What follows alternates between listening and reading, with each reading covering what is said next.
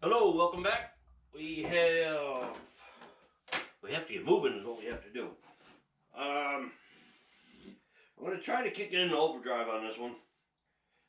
I know I should have done this a long time ago, but we're gonna give it a shot now. So what we're gonna try to do today is we're gonna try to get the neck in the pocket, of course.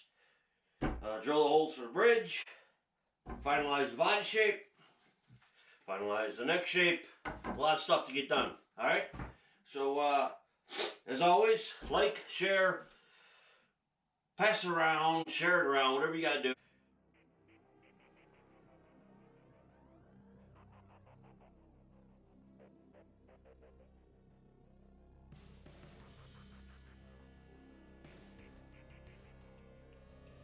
This neck was originally going to flare out on the upper side, but I decided to go against that just for time's sake.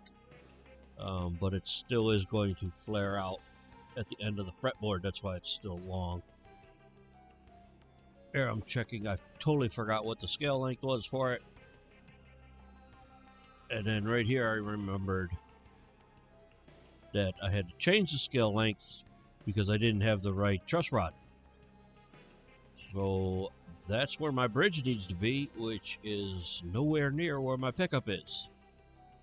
So, instant change of design. I'm going to add a second pickup, one closer to the bridge, one in the middle, and I'm just going to leave it at that. The original design was for a 23-inch scale length, but I didn't have the truss rod for it, and I couldn't get it in time, so I just went with the one I had, and I totally spaced out.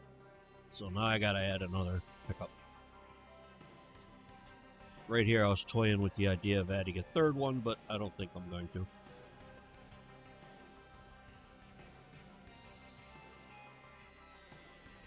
Here, just trimming off the end here, making a knife wall. Backbite a little bit with the chisel, so it creates a V right at your line.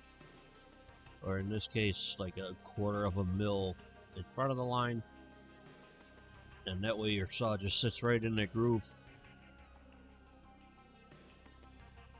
You never have to worry about it slipping when you're trying to start a cut. Also, as long as you keep the reflection of whatever you're cutting running straight through the blade without an angle on it, you don't have to worry about drifting your cut either. If the reflection is straight, your cut's straight. If the reflection looks like it's going up, your cut's going to be going away from your line. And if it looks like the reflection is going down after it hits your saw, it's going to shortcut your line.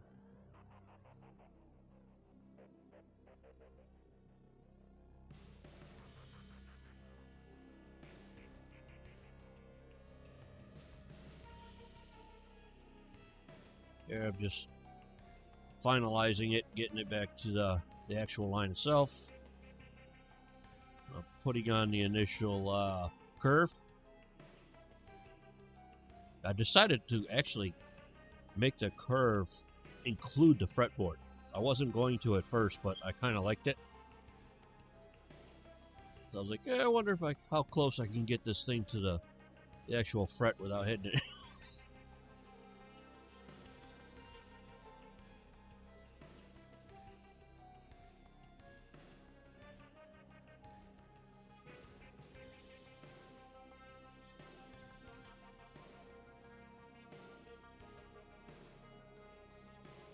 Of course, I had to make the neck pocket bigger.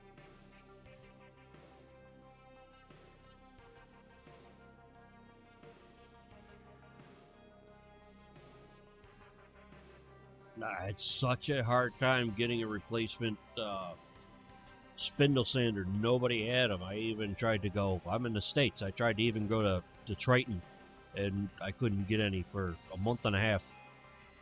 I finally got one, so now I can finally finalize the body shape, which has just been the only thing stopping me is not having a Spindle Sander.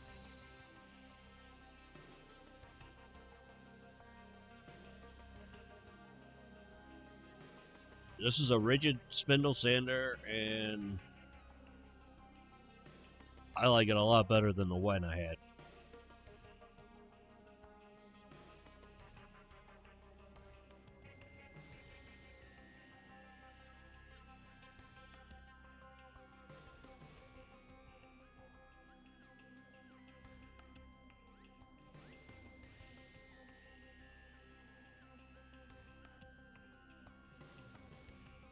This part always makes me nervous. I always think I'm going to cut too far into the nut and have to have some weird transition, but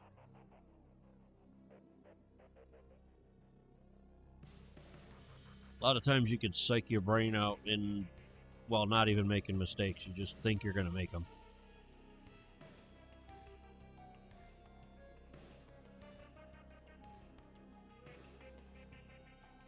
Alright, so I always trim the heel back so I have extra. So right now I'm just trimming it down so it's the proper thickness, and then I'm going to carve the slope into it.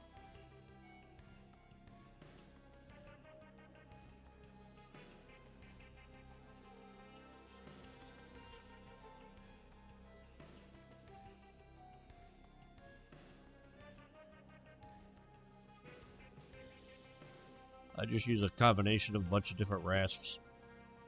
Eventually it gets down there.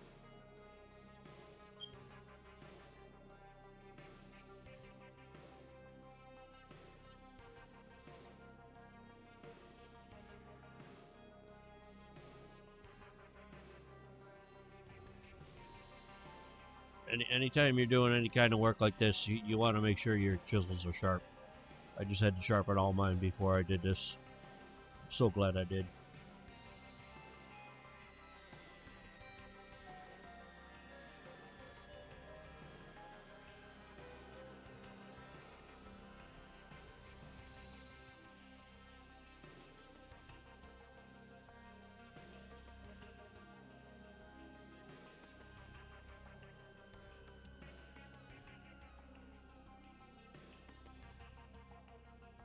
The more hands you have on the workpiece and on the tool, the more control you have.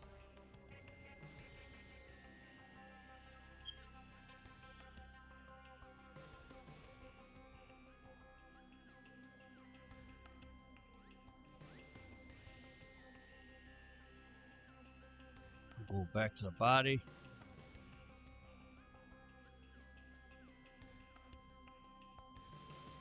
I didn't quite get the end I was looking for over, but I like the way it turned out, so I'm going to keep it that way.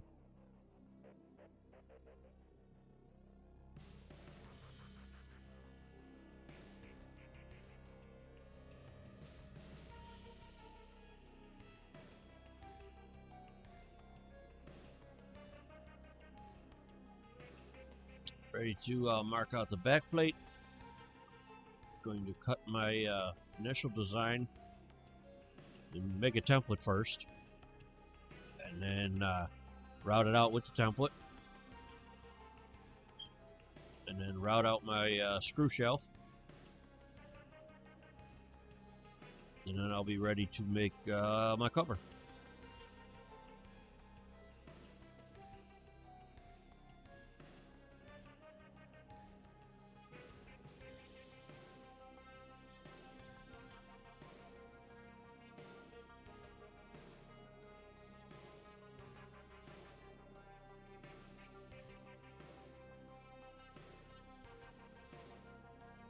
There is a little spot on here where the router stayed too long and it actually cut too deep, so I'm not going to keep that.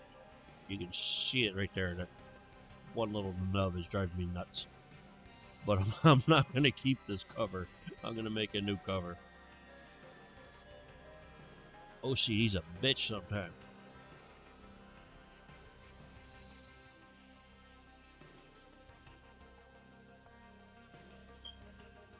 The back doesn't need hardly any shaping. It's for my grandson. It's thinner than normal anyway, so I'm basically just rounding off the edges and gonna smooth the back out, and that's done.